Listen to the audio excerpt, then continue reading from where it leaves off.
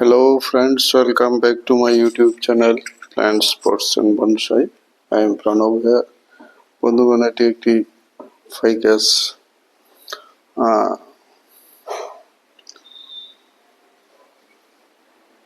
এটি আমি কয়েক বছর যাবত এটিকে গ্রো করছি।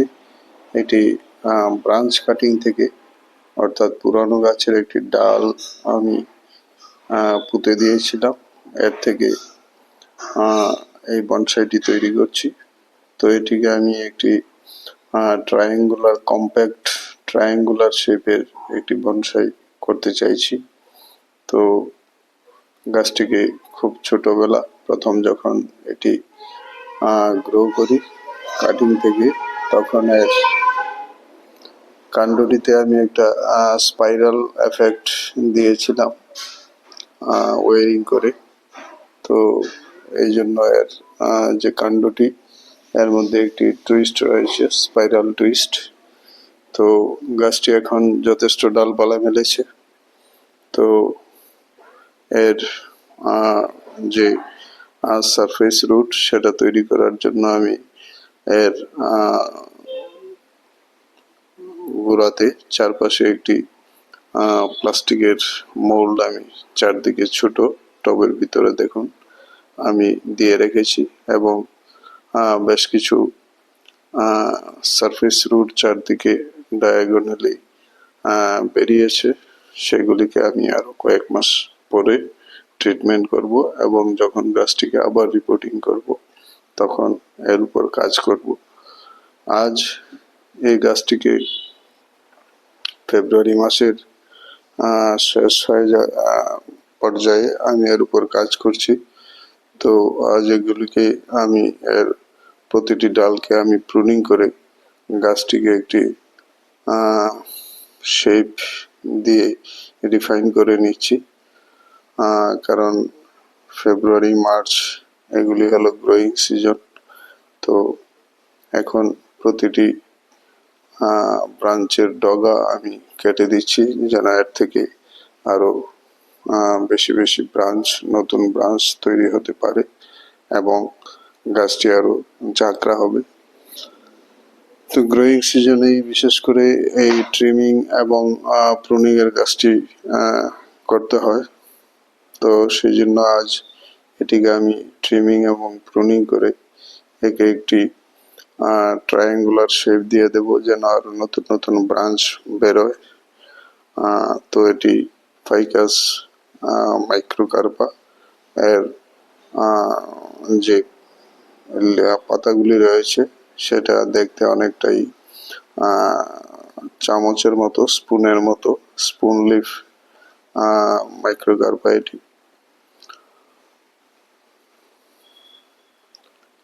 এই গাছ আমাদের এখানের জন্য, এই গরম আবহাওয়ার জন্য খুবই আদর্শ। খুব সহজেই এগুলি বৃদ্ধি পায়, এবং এর থেকে বেশ কিছু যে এরিয়াল রুট সেগুলিও বের হতে শুরু করেছে। তো আমি গাছটিকে মোটামুটি প্রুনিং করে নিয়েছি। এখন হালকা সামান্য ওয়ারিং করে আমি এর ব্রাঞ্চগুলিকে সাজিয়ে নেব, এবং একে মোটামুটি একটি ট্রায়াঙ্গুলার শেপ দেওয়ার চেষ্টা করব। আমি এই গাছটিকে একটি ট্রায়াঙ্গুলার শেপের মধ্যে খুব যে কম্প্যাক্ট একটি গাছ হবে, বনসাই তৈরি হবে, ফাইকাস বনসাই, সেই ধরনের একটি শেপ দেওয়ার জন্য আমি চেষ্টা করছি।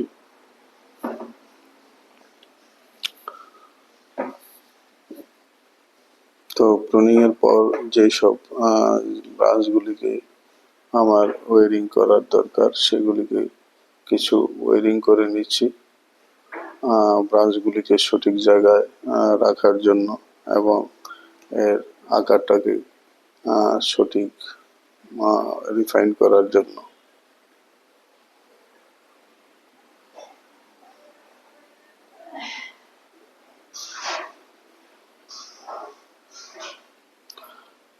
এবারের থেকে আরো প্রচুর সংখ্যক নতুন ব্রাঞ্চ বেরোবে এবং পরবর্তী সময় গাছটি আরো অনেক বেশি ঝাঁকড়া হবে।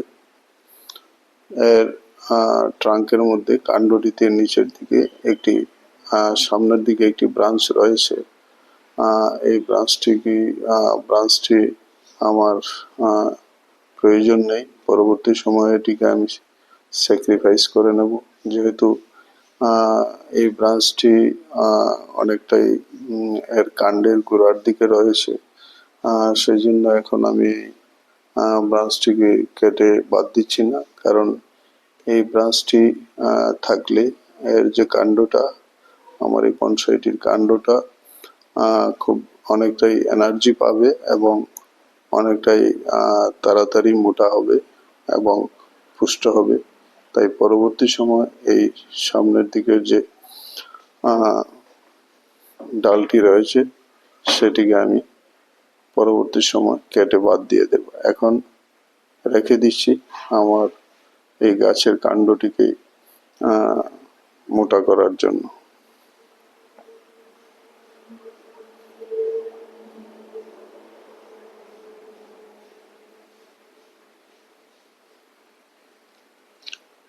দেখুন, এই বনসাইটি মোটামুটি একটি ট্রায়াঙ্গল শেপে এসে গেছে এবং মাল্টি ব্রাঞ্চ এবং এটাকে বলতে গেলে ইনফর্মাল আপরাইট এর মধ্যে ট্রায়াঙ্গল শেপ। তবে এর ব্রাঞ্চগুলিকে এত খোলামেলা থাকবে না। আমি এটিকে একটি কম্প্যাক্ট টাইপের যে বনসাই, এটি ছোট, খুব কম্প্যাক্ট একটি বট গাছ, এর মধ্যে অসংখ্য ডালপালা নিয়ে একটা ট্রায়াঙ্গল শেপে গাছটি থাকবে। তো সেই জন্য এটিকে আমি এভাবে তৈরি করছি।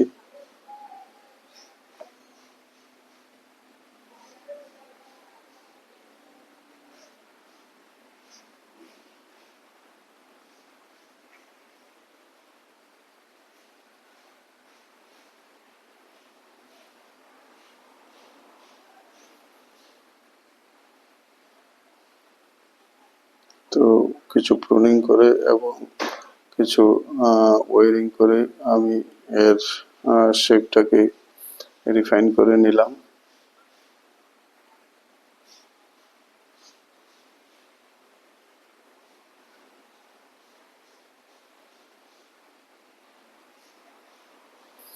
এখন প্রতিটি ব্রাঞ্চের কাটা স্থান থেকে আবার নতুন নতুন ব্রাঞ্চ তৈরি হবে এবং গাছটি অনেকটাই জোপালো হবে এবং আরো কম্প্যাক্ট হবে।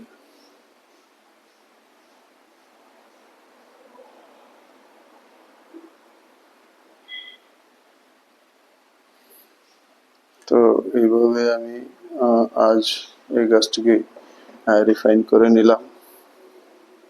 এর উপর আরো অনেক কাজ করতে হবে, তারপরে গিয়ে গাছটি একটি পূর্ণতা পাবে।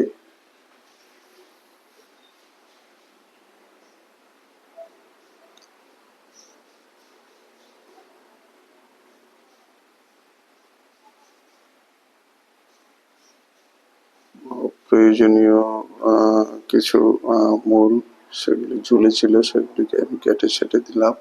এইভাবে আমি এই বনসাইটিকে রিফাইন করে নিলাম। তো ভিডিওটি ভালো লাগলে লাইক করতে ভুলবেন না। যারা নতুন বন্ধুরা আমার ভিডিওটি দেখছেন, চ্যানেলটিকে সাবস্ক্রাইব করে বেল আইকনটি অবশ্যই চাপে রাখবেন, তাহলে নতুন নতুন ভিডিওর নোটিফিকেশন সহজেই পেয়ে যাবেন।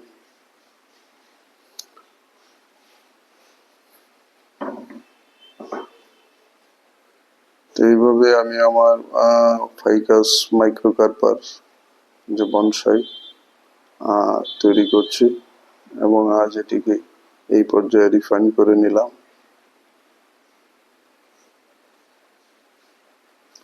ভিডিওটি দেখার জন্য অনেক ধন্যবাদ। আজ এখানেই শেষ করছি। নমস্কার।